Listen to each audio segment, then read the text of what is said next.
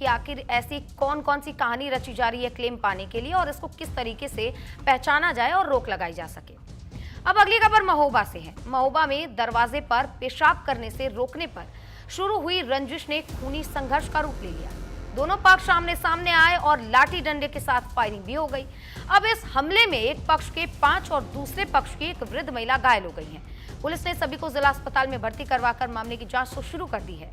वहीं देखिए, इस वारदात के बाद से गांव में दहशत का माहौल है। दोनों पक्षों में हुई मारपीट का वीडियो भी अब सामने आया और वीडियो सामने आने के बाद से लोगों में हड़कंप भी मचा हुआ है। यहाँ आपको बताना ये भी जरूरी है कि महोबा गांव में दरवाजे पर पेशाब करने से मना करने पर यह विवाद खूनी संघर्ष में बदल जाता है, जिसमें एक पक्ष के 5 तो दूसरे पक्ष की एक वृद्ध महिला गंभीर रूप से घायल होते हैं, जिनका इलाज इस वक्त अस्पताल में चल रहा है और पुलिस बाकी की जांच में जुटी हुई है। परसों नरसों के दिन ये लोगों के यहाँ पूजा पूजन का प्रोग्राम था, तो एक 2-3 लड़के दारू पी रहे थे, दरवाजे में वहीं पेशाब कर दी। मेरे बच्चे ने मना किया, इसको मारने लगे तो मैं इसको बचा के भीतर ले गया। फिर वो 25-30 लोग आए और मेरे घर में बाउंड्री फाड़ के और अंदर चले गए, दरवाजा तोड़ के। बच्चों को भी मारा पीटा, हमें मारा पीटा, गांव के कुछ लोगों को और मारा। हम कबरई थाने गए, एप्लीकेशन दी, थाने साहब ने मुकदमा दर्ज कर लिया। हमारी बहू के घर में घुस गए थे ये लोग, तो हमने जब देखा कि यहाँ पर भीड़ लगी, हम भाग के गए तो हमारी बहू की धोती होती सब छूटी पड़ी थी। फिर हम सब देवरानी जेठानी गए तो उन लोगों को पकड़ा, हमने जी का झपटी की। बच्चू बामन था, वो बंदूक लिए था और हमारी लड़की के लगा के खड़ा हो गया। और ये था अनिल ठाकुर था, वो भी बंदूक लिए था, दिखा रहा था और यहाँ से गोली चलाते अपने घर तरफ से आए हैं। और यश पंडित अंदर घुसा था, तो हमारी बहू की साड़ी आड़ी सब खींचे और ये आयुष पीयूष ये लोग सब घुसे थे, पकड़े थे, हमारी बहू की साड़ी आड़ी सब खींच डाली थी। हम लोग पहुंच गए नहीं, हो तो बलात्कार। देखिए, कबरई थाना क्षेत्र के अंतर्गत महेवा में 2 पक्षों में विवाद की सूचना प्राप्त हुई। सूचना प्राप्त होते ही पुलिस मौके पर पहुंची है, जहां पर जो हमारी प्रथम प्राथमिकता थी घायलों को उपचार हेतु भेजना, सभी घायलों को उपचार हेतु भेज दिया गया है। अग्रिम विधि कार्रवाई प्रचलित है। अभी देखिए, सभी तथ्यों की जांच की जा रही। एग्जैक्ट नंबर मैं अभी आपको नहीं बता पाऊंगी। जो भी घायल है अभी उनको भेजा ही जा रहा है, सभी लोग भेजे जा रहे हैं। अगली खबर बहुत ध्यान से सुनिएगा, क्योंकि ये सीधा आपके सरोकार से जुड़ी है। क्योंकि प्रतिबंधित कप सिरप तस्करी पर अब यूपी में माहौल गरमाया हुआ है। सिंडिकेट शुभम जायसवाल और उसके पार्टनर अमित सिंह टाटा के पूर्वांचल के बाहुबली नेताओं से करीबी संबंध सामने आए हैं। सोशल मीडिया पर धनंजय सिंह और बीजेपी विधायक सुशील सिंह के साथ उनकी तस्वीरें और वीडियो भी वायरल हुई हैं। अब ये भी जानकारी सामने आ रही है कि दोनों तस्कर शुभम और अमित हर साल दुबई और पटाया की सैर करते थे और करोड़ों का लेन देन हवाला के जरिए करते थे। दरअसल पूरा मामला समझिए। उत्तर प्रदेश की स्पेशल टास्क फोर्स ने कोडीन युक्त फेंसिडिल कप सिरप और अन्य नशीली दवाओं की अवैध तस्करी के मामले में बड़ी कार्रवाई की है। एसटीएफ ने इस पूरे सिंडिकेट से जुड़े प्रमुख सप्लायर अमित कुमार सिंह और अमित टाटा को गिरफ्तार किया और ये गिरोह लगभग 100 करोड़ रुपए के अवैध ड्रग्स नेटवर्क से संचालित बताया जा रहा था, जिसके तार पूर्वांचल के एक बड़े बाहुबली से जुड़े हुए मिलने की बात भी अब सामने आई है। हालांकि पुलिस ने उस बाहुबली का नाम अभी एफआईआर में शामिल नहीं किया है, लेकिन जांच लगातार जारी है। जैसे ही पक्के सबूत मिलेंगे, पुलिस का कहना है कि उसका नाम भी इस एफआईआर में शामिल किया जाएगा। अमित टाटा के पास से बरामद फॉर्च्यूनर गाड़ी का नंबर 9777 बेहद ही खास है। सबसे चौंकाने वाली बात तो यह है कि उस पूर्वांचल के बाहुबली के काफिले में इसी नंबर की गाड़ियां शामिल रहती हैं। वहीं अमित टाटा की गिरफ्तारी के बाद से अब आजाद अधिकार सेना ने जौनपुर के पूर्व सांसद धनंजय सिंह की भूमिका की जांच की मांग कर दी। दरअसल जौनपुर से ताल्लुक रखने वाले अमित कुमार सिंह और अमित टाटा की गिरफ्तारी ने सभी को चौंका दिया है, जिसके बाद से तमाम तरीके की चर्चाएं अब चलने लगी हैं। अमित टाटा को पूर्वांचल के एक बाहुबली का करीबी बताया जा रहा है और उनकी साथ में तस्वीरें भी अब सोशल मीडिया पर तेजी से वायरल हो रही हैं, जिसके बाद से सवाल उठना लाजमी है। वहीं अमित सिंह टाटा को सिर्फ एक सप्लायर नहीं, बल्कि 100 करोड़ के अवैध ड्रग नेटवर्क का अहम खिलाड़ी भी माना जा रहा है। सबसे हैरान करने वाली बात यहाँ पर यह है कि अमित टाटा सिर्फ तस्करी में नहीं, बल्कि राजनीतिक जमीन तैयार करने में भी जुटा हुआ था। सूत्रों के अनुसार से ये जानकारी भी सामने आई है कि वो रामपुर ब्लॉक से ब्लॉक प्रमुख चुनाव लड़ने का मन बना चुका था। यानी कि हवाला के पैसे इसलिए इधर उधर किए जा रहे थे ताकि वोटरों को वोट के लिए प्रभावित किया जा सके।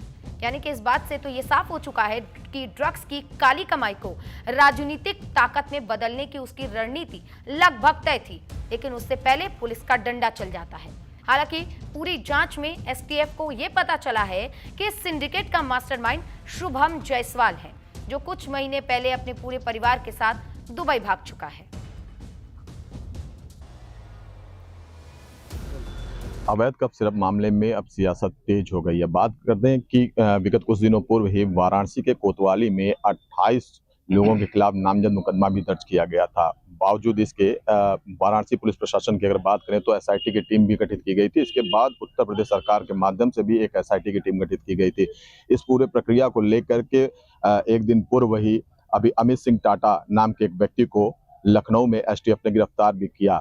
बावजूद इसके सियासत इसको लेकर के तेज हो गई है। हमारे साथ चंदौली से सपा के सांसद वीरेंद्र सिंह जी हैं, जिनसे हम बात करेंगे और जानेंगे कि सर, जिस तरीके का मामला ये सामने आ रहा है, आप लोग लगातार आरोप लगा रहे हैं कि सरकार कुछ नहीं कर रही है, बाबा का बुलडोजर चल नहीं रहा है, तो इसमें गिरफ्तारी तो हो रही है, अमित सिंह टाटा की भी गिरफ्तारी हो गई है। एक गिरफ्तारी होना, किसी प्यादे का गिरफ्तार होना, ये अलग बात है, और मामले में कौन लोग इन्वॉल्व हैं, क्योंकि हमारे प्रधानमंत्री का संसदीय क्षेत्र है और इतना बड़ा सिंडिकेट जो हजारों करोड़ का मामला है, जो जहरीली दवाएं सप्लाई हो रही हैं, कई देशों में सप्लाई हो रही हैं, वो बनारस से हो रही हैं, और बिना पुलिस और प्रशासन और नेताओं के गठजोड़ के ये कैसे संभव है? तो जब तक इन नेताओं का, पुलिस का चेहरा बेनकाब नहीं होगा, तब तक सही मामले में इस मामले का खुलासा नहीं माना जाएगा। क्या प्रधानमंत्री इस बात की जानकारी है कि उनके संसदीय क्षेत्र में क्या चल रहा है? ये जनता के जीवन से जुड़ा हुआ समस्या है, इसलिए मैंने सदन के अंदर इस बात को उठाने का काम कर रहा हूं और एप्रोप्रिएट नियम के तहत विलंबनीय महत्व के क्वेश्चन पर मैंने नोटिस दिया है, जो एक्सेप्ट भी हुआ है। हो सकता है मंगलवार या बुधवार को ये सदन में आएगा, तो मैं वहां पर मांग रखूंगा। क्या मांग रखेंगे आप?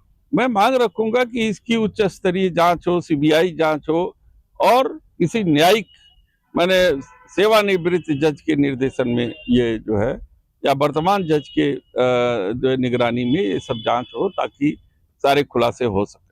बात अगर करें तो अभी तक जितने भी फर्म सामने निकल करके आए, शैली ट्रेडर्स की बात कर ले या अन्य जो भी है, प्रशांत उपाध्याय के भी 2-3 फर्म हैं, वो अभी भी लगातार मतलब संचालित हो रहे हैं, तो इसको लेकर के आप लोग सवाल क्यों नहीं खड़ा कर रहे हैं?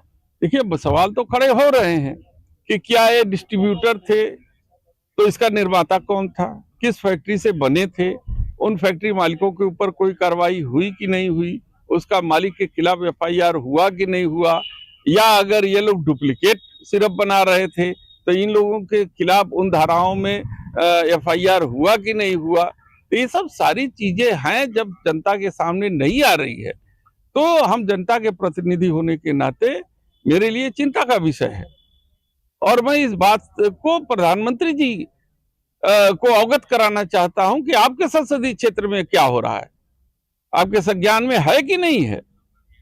इस पर ठोस कार्रवाई की मांग करेंगे। अच्छा, क्या लगता है आपको कि इतना बड़ा सिंडिकेट चल रहा था, इतने दिनों से ये सिंडिकेट चला था, कई वर्षों से ये चल रहा था, आज अचानक से ये सामने निकल करके आ रहा है?